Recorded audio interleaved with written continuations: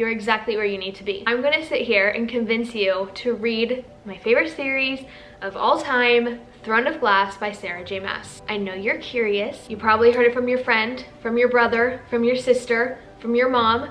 Everyone's reading this series. And there is a perfectly good reason why. Actually, there's multiple reasons why you should read this series. Now, the number one thing I hear is that it's too long. It's pretty hefty. When you look at it right here, it's hefty. Read it on Kindle if you're scared of how long it is and you don't want to be intimidated by how big the book is when you read it. You're probably thinking, okay, this is gonna be like Game of Thrones, this is gonna be like Lord of the Rings. It's not that hefty. It really is doable. It's a fantasy world that you can easily dive into. It's not as heavy as Dune.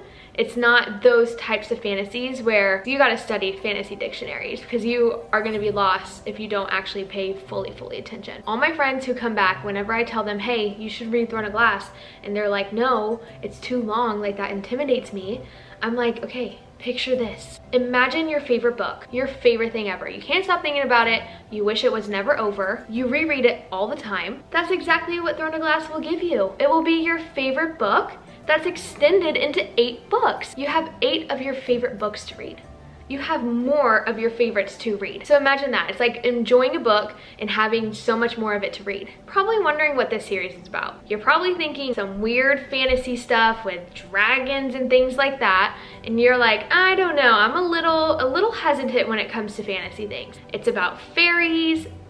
I don't even know if I want to read a book about fairies, you know, those little myths of things with wings and cute little tree trunks as home. I don't want to read about fairies. That's not what a fairy or fae is in the Throne of Glass series or in any of Sarah J. Maas's books. Think of it this way. If you know Vampire Diaries, that's a vampire, and they normalize it in the human world. It's not as weird as you think. Think of Twilight. That's a vampire as a normal person, sort of. It's easily digestible. This book is the same exact way, okay? So it's not these fairies flying around with this woohoo magic and, you know, weird things like that. It's not so much so of what you're thinking. Once you get into the book, it normalizes it so much more than you think, and you get involved into it and you're like, oh, that's not weird. That's not strange because it's normalized in the book. There's humans just like you and I. Another reason, 2 main characters that I adore are my favorite main characters ever. They beat anybody I've ever read. Now, I'm gonna talk about the one that you've probably heard a lot about is either Selena and Aelin, and they are my favorite people ever. Their character development is so good. So another reason you should read this series is that the author was an adolescent when she started writing this series, and as she kept writing the books, she grew up with the books and the character within the story. So the author's point of view was very adolescent in the beginning. So in the beginning, the first few books, that's how the main character sort of is. And as the author grew up, so did the characters in the book. Instead of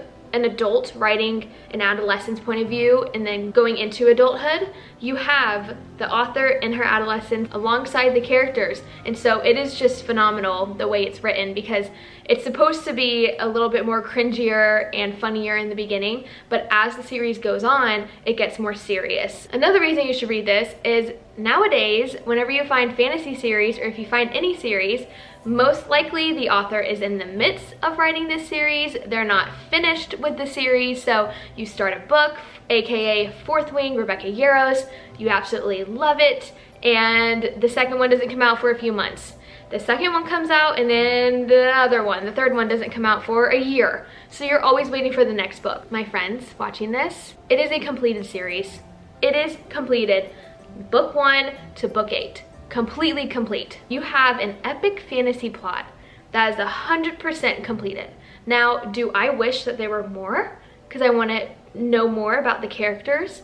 Of course I do, yes. Another reason you should read Throne of Glass, the book Empire Storms, which is one of the books in Throne of Glass, was so heart-pulling and gut-wrenching in the best way. I bawled my eyes out in a cafe in London when I was reading this book, and I was with a friend who was also reading. We were having a reading date in a cafe. I had crocodile tears coming down.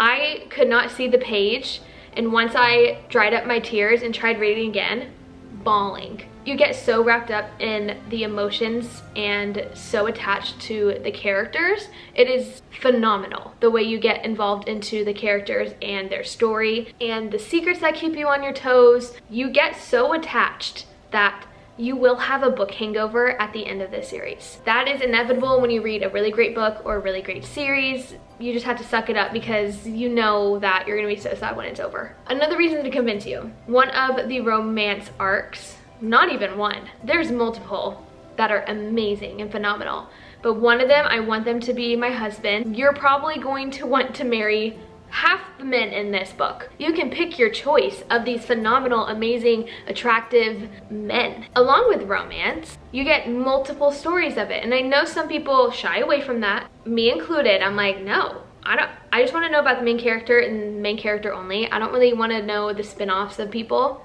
I was the same way, but I wanted to know more. There's a few side characters where I'm like, I wish I had more details on the relationship. Another reason you should read this. This series keeps you on your toes.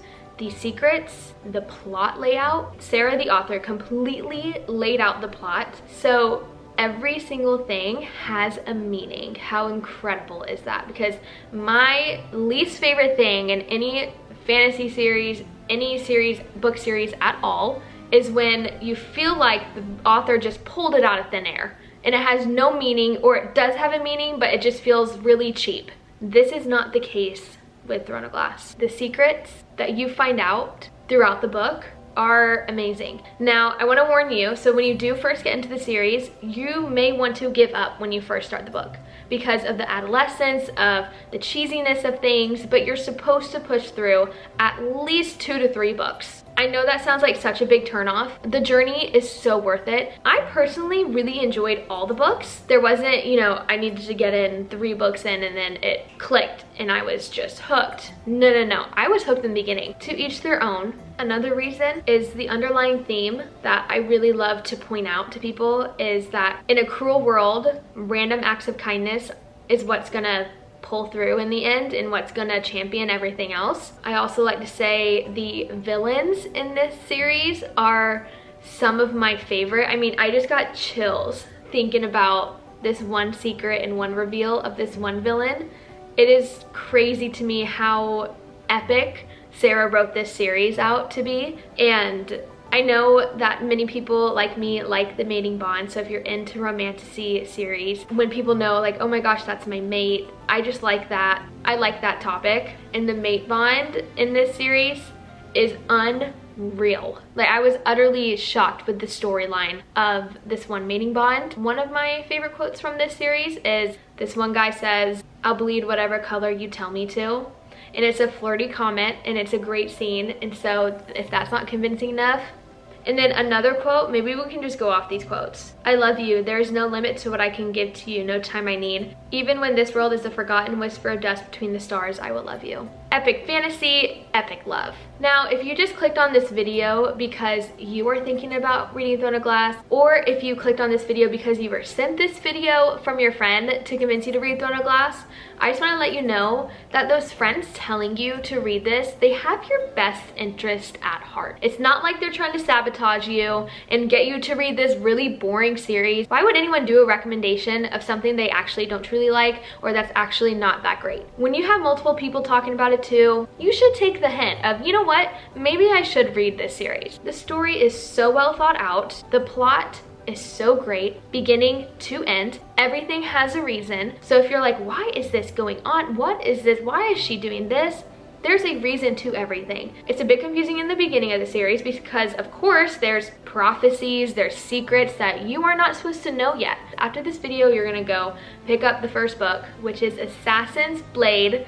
I recommend highly that you read Assassin's Blade first and then Throne of Glass. Some people have a debating topic where you should read Throne of Glass and then maybe 1 or 2 more before you read Assassin's Blade, but you're gonna go pick up Assassin's Blade and you're gonna start reading it. With all that being said, Sarah J Maas is a queen and you need to go pick up the books and read Throne of Glass because I'm telling you, you're not going to regret it. So love you all. I will see you in the next vlog.